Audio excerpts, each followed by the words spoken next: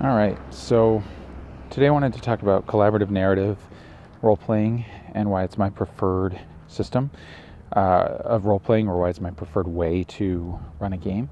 I think I probably set this as private by mistake, so I don't know if anybody will be able to see it. So that's okay. But anyway, it was great because last night, Sunday, October 1st, I ran a prologue session for the upcoming Edge of the Empire game that I'm going to be running starting mid-October of 2017. And the purpose of the session was largely to help the players figure out the system, make sure they understood the tech that we were using. And in this case, we were using Google Hangouts, but we're going to be using Discord mostly. It was also a way for them to ask questions, kind of more casual. But the biggest thing that I wanted to come out of this game was give them an idea of the style of game that I run and the way that this campaign is going to run, which is that it is going to be a very collaborative, role-play heavy campaign. And what that means is that I'm not going to be pre-scripting a lot of stuff. I'm not going to be building encounters and running the players through these encounters, things that I've come up with and that I have, kind of largely control all on my own, and they just kind of experience it. No, what I'm going to do is basically be another player at the table, only I'm going to have control over, obviously, multiple characters, i.e. NPCs, that will interact with the players, but they are the ones that will drive the story. And some of that will be done prior to the game session in conversations that we have regarding what their goals are, what their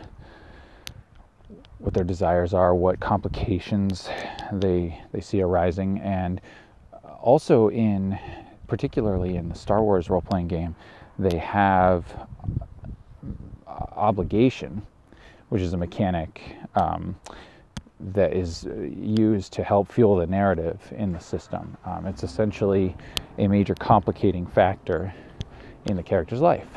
And so typically the way the game is run is that you roll that at the beginning of each session.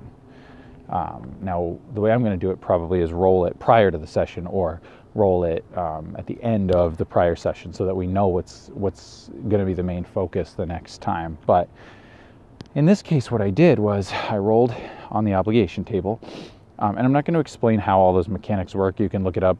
There's plenty of videos and stuff, but one of the characters, Zaya, who is playing a charmer smuggler, her addiction obligation triggered. Now, while we're keeping this game largely PG-13,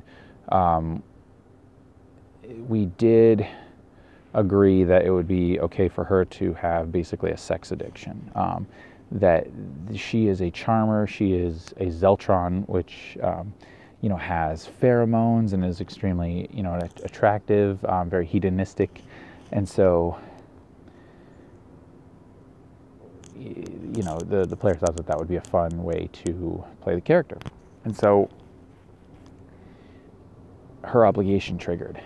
And so what I did was I set it up so that, and prior to that, they were talking about possibly knocking off a Hutt casino in Nar Shaddaa. And so we had sort of set it up so that she was going to be trying to lift the security access card of a casino pit boss. But, she was going to use, certain assets available to her, and she was also being fueled by her addiction. The other thing that we discussed was that one of the other players also has an addiction, but has a drug addiction.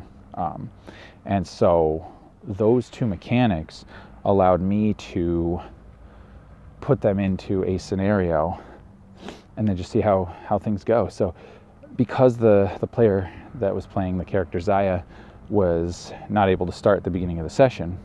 I started it out where the player playing Hemi, the Duros slicer with the drug addiction, was basically running out of this cantina where he had just scored some neutron pixie, some drugs. And because he's new in town, the drug dealers decided that, and he was alone, they decided that they were going to see if perhaps either they could take his credits and take their drugs back, maybe kill him, because this is Nar Shaddaa, this is not a great place. Well, he managed to escape, get his companions. They fled the scene, flying through Nar Shaddaa with, these thugs that were chasing after them, and it was fun. It was a good scene. And then when Zaya's player showed up, we were able to do a transition to the casino where the pit boss was. They were having a drink, and they ended up going up to his room, and complications arose. And basically what I did was I used their obligation and I used the things that they were telling me to create the adventure and run the adventure. And all I really had was that I wanted to introduce a couple of NPCs and a couple of locations, because the players aren't that familiar with the canon so much. Not even the canon, but the expanded canon and some of the locations. So it was a way to introduce Nar Shaddaa. But largely what we're going to do is we're going to roll obligation. I'm going to base the adventure around that and on their goals. This is very much going to be a sandbox campaign. So, if they want to smuggle, if they want to track down bounties, if they want to seek out the Rebel Alliance and try to help them, whatever it might be, they're going to lead the show. And so that's going to be a lot of improv on me. But this system is beautiful because mechanically it incentivizes collaborative role play. So when you roll your dice, if you roll advantages, threats, despairs, or triumphs, those are all narrative tools that both the players and the GM use to interact and enhance the narrative. As well as the destiny point mechanic acts similarly to fate points in the Fate RPG, where you can add minor details or you can upgrade your dice, but it's all used to support the narrative. And so I will ask them, I will give the players narrative agency in terms of things like, what is this person's name, or why did you go to see this person, or whatever. I'm not going to have everything planned out in advance.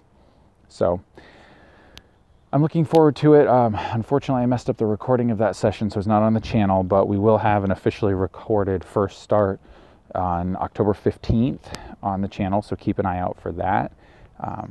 If you're interested in the sort of collaborative narrative style of role play and to see how the interaction works between the GM and the players, I encourage you to check it out. Have fun, guys.